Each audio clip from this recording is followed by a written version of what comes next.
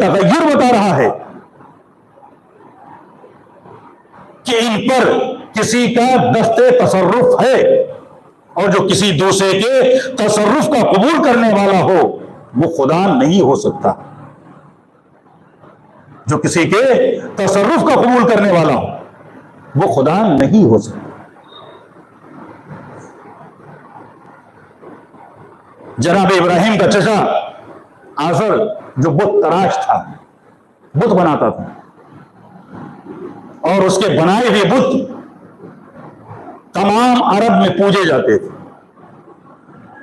ایک دن جناب ابراہیم اپنے چچا آزر کے گھر میں داخل ہوئے، اور جب اس کا بتوں سے بھرا ہوا گودام دیکھا تو دیکھ کر کہنے لگے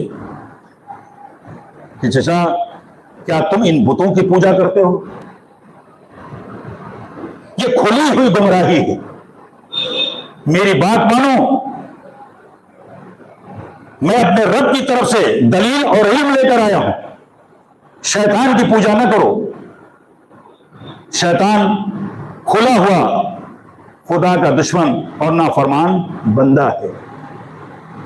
مجھے ڈر ہے کہ کہیں تم پر اللہ کا عذاب نازل نہ ہو جائے اور یہ شیطان تمہاری کچھ مدد نہ کر سکے۔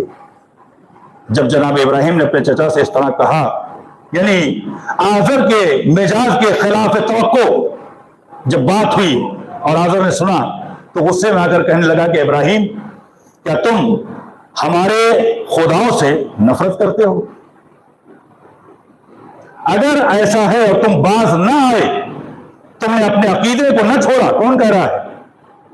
چچا کہہ رہا ہے، کس سے؟ بھتیجے سے، یعنی جناب ابراہیم سے جو اللہ کے نبی، کہ کیا تم ہمارے بتوں سے نفرت کرتے ہو؟ اگر تم باز نہ آئے اور اپنے عقیدے کو نہ چھوڑا تو ابراہیم میں تمہیں سنگسار کر دوں گا۔ یہاں پر ایک جملہ کہنا چاہتا ہوں، آزر چچا ہے، ابراہیم بھتیجے۔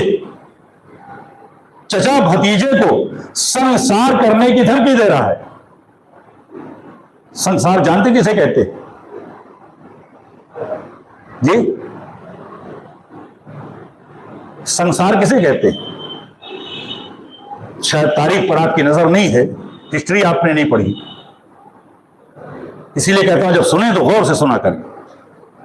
اس دور میں جب کسی انسان کو قتل کرنا ہوتا تھا، سنگسار کرنا ہوتا تھا، تو زمین میں گڑھا کھودا جاتا تھا اور گلے تک اس انسان کو گڑھے میں اتار دیا جاتا تھا، مٹی ڈال دی جاتی تھی، سر اور چہرے پر اتنے پتھر مارے جاتے تھے، اتنے پتھر مارے جاتے، سنگ کے معنی پتھر، سنسار ان پتھر میں دبا دینا، چھپا دینا، اتنے پتھر مارتے تھے کہ وہ شخص اسی گڑھے میں کھڑا کھڑا مر جاتا تھا۔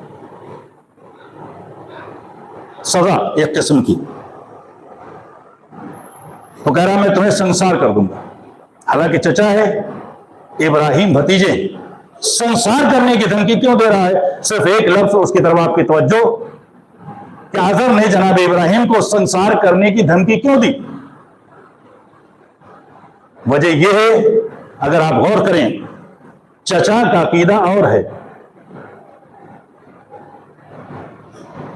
بھتیجے کا عقیدہ اور ہے۔ معلوم یہ ہوا کہ چچا کا عقیدہ اور ہو، بھتیجے کا عقیدہ اور ہو تو چچا اور بھتیجے میں سنسار ہوتا ہے، اور اگر چچا اور بھتیجے کا عقیدہ ایک ہو تو پیار ہوتا ہے۔ صلوات پڑھ رہے ہیں اور محمد والے۔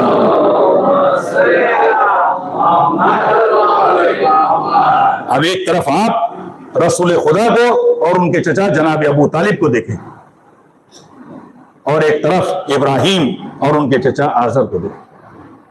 لوگ کہتے ہیں کہ حضرت ابو طالب ایمان نہیں لائے تھے۔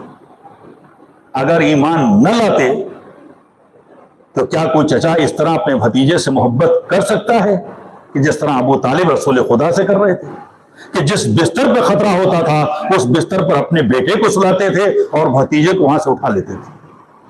یہ محبت نہیں تو اور کیا؟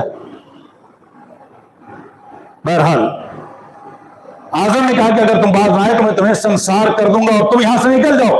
میں تمہاری صورت بھی دیکھنا نہیں چاہتا، جیسے ہم